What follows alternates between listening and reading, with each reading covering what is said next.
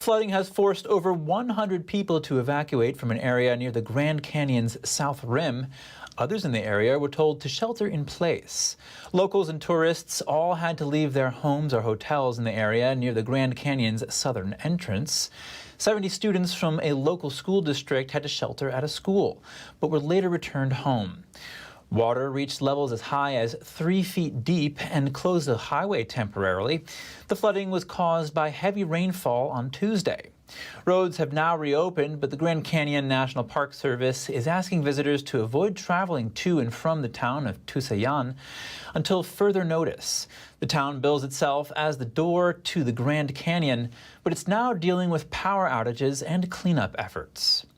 Welcome back. Former Congresswoman Debbie Murkisel-Powell reemerges, this time to challenge Florida's incumbent Senator Rick Scott for his Senate seat in 2024. The former Congresswoman announced her campaign via social media. She wrote, "I'm an immigrant, a Latina, and a mother," in a post on X. She also wrote, "I'm not afraid to take on anyone who doesn't put Florida first. That means you, Rick Scott. That's why I'm running for U.S. Senate." The Democrat represented the Miami area for one term in Congress from 2019 to 2021 before losing her seat to Republican Congressman Carlos Jimenez. The 2022 midterm elections saw the Republican presence in the state grow stronger. The Ecuadorian immigrant is hoping to show that Democrats can still win in the state. According to Politico, Democrats on the national level pushed for Murkisel-Powell's candidacy.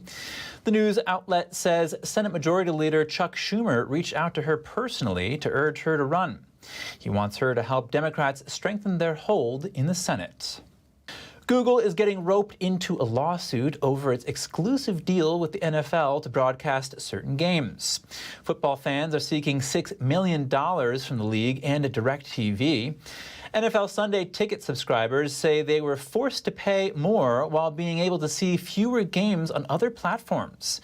That's because the NFL Sunday Ticket moved from DirecTV to Google's YouTube TV earlier this year. Google is believed to have information needed in the lawsuit. The subscribers want to see Google's Sunday Ticket subscriber numbers and pricing, but Google lawyers say the request is unduly burdensome. A filing says Google has agreed to provide 3 documents, but an attorney told Reuters that that's not nearly enough. Back to the news. 2 weeks into the devastating fires on Maui, the death toll is still unconfirmed.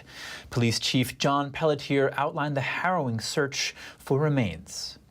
Every single structure or area that's been damaged by the fire is being and will be searched for human remains so that we can recover our loved ones. We are going to do this right.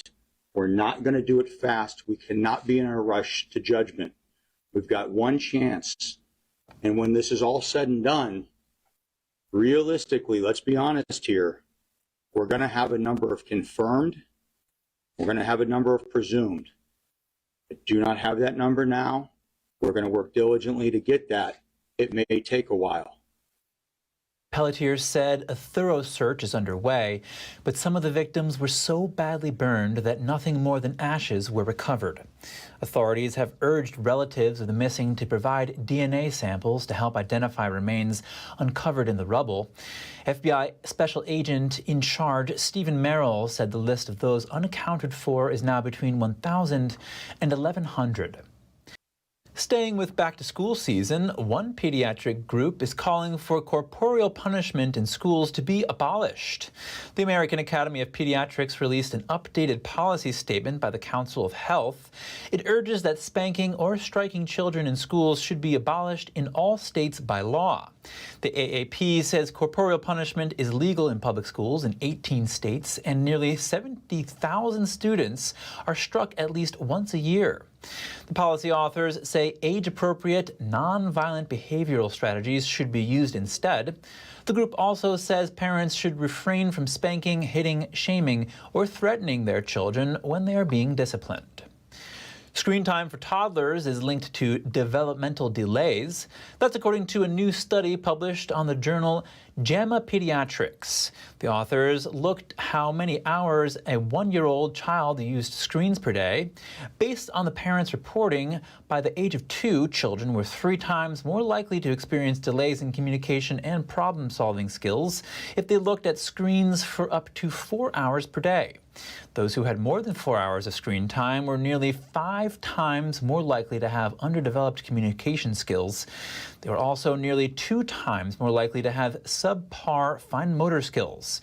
Scientists aren't surprised by the results. They say passive screen viewing leaves children more sedentary and takes time away from interpersonal relationships that improve social and communication skills.